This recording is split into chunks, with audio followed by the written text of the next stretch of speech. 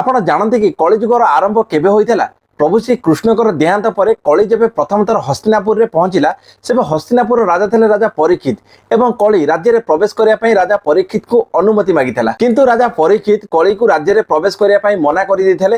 କିନ୍ତୁ କଳି ବାରମ୍ବାର ରାଜାଙ୍କୁ ଅନୁରୋଧ କରିଥିଲା, ଯାହା ଫଳରେ କି ଶେଷରେ ରାଜା ପରୀକ୍ଷିତ କଳିକୁ କିଛି ବିଶେଷ ସ୍ଥାନରେ ପ୍ରବେଶ କରିବା ପାଇଁ ଅନୁମତି ଦେଇଥିଲେ। ତାହା ଥିଲା ପ୍ରଥମରେ ଯେଉଁଠି ଲୋକମାନେ ବେଶ୍ୟାବୃତ୍ତି କରୁଥିବେ, ଦ୍ୱିତୀୟରେ ଯେଉଁଠି ଲୋକମାନେ ନିରୀହ ପଶୁମାନଙ୍କର ହତ୍ୟା କରୁଥିବେ, ତୃତୀୟରେ ଯେଉଁଠି ଲୋକମାନେ ମଦ୍ୟପାନ କରୁଥିବେ, ଚତୁର୍ଥରେ ଯେଉଁଠି ଲୋକମାନେ ଜୁଆ ଖେଳୁଥିବେ ଏବଂ ପଞ୍ଚମରେ କଳିର ସ୍ଥାନ ଥିଲା ସୁନାରେ। ତ କଳି ଏ ସମସ୍ତ ସ୍ଥାନ ଯିବା ସହିତ ରାଜାଙ୍କର ସ୍ୱର୍ଣ୍ଣ ମୁକୁଟରେ ମଧ୍ୟ ପ୍ରବେଶ କରିଥିଲା, ଯାହା ଫଳରେ କି ରାଜା ପରୀକ୍ଷିତ କଳିର ପ୍ରଭାବରେ ଆସି ଖରାପ କାର୍ଯ୍ୟ କରିବା ଆରମ୍ଭ କରିଦେଇଥିଲେ ଏବଂ ରାଜାଙ୍କର ଅନୁସରଣରେ ଆସି ତାଙ୍କର ସମସ୍ତ ମନ୍ତ୍ରୀମାନେ ମଧ୍ୟ ଧୀରେ ଧୀରେ ମନ୍ଦ କାର୍ଯ୍ୟରେ ଲିପ୍ତ ରହିଲେ ଏବଂ ଦେଖୁ ଦେଖୁ ରାଜ୍ୟର ସମସ୍ତ ଲୋକମାନେ କଳିର ପ୍ରଭାବରେ ଆସି ମନ୍ଦ କାର୍ଯ୍ୟ ଏବଂ ଅଧର୍ମ କରିବାକୁ ଲାଗିଲେ। ତ ଅଧର୍ମ ଏବଂ ଅନ୍ୟାୟର କାୟ ବିସ୍ତାର କରୁଥିବା କଳି ଏହିପରି ଭାବେ ନିଜ ଯୁଗର ଆରମ୍ଭ କରିଥିଲା। ତ ଭିଡ଼ିଓଟି ଆପଣଙ୍କୁ ଯଦି ପସନ୍ଦ ଆସିଥାଏ ତ ଆମ ସହିତ ଯୋଡ଼ି ରହିବା ପାଇଁ ଆମ ଚ୍ୟାନେଲକୁ ନିଶ୍ଚିତ ସବସ୍କ୍ରାଇବ କରନ୍ତୁ। ରହୁଛି ଜୟ ଜଗନ୍ନାଥ।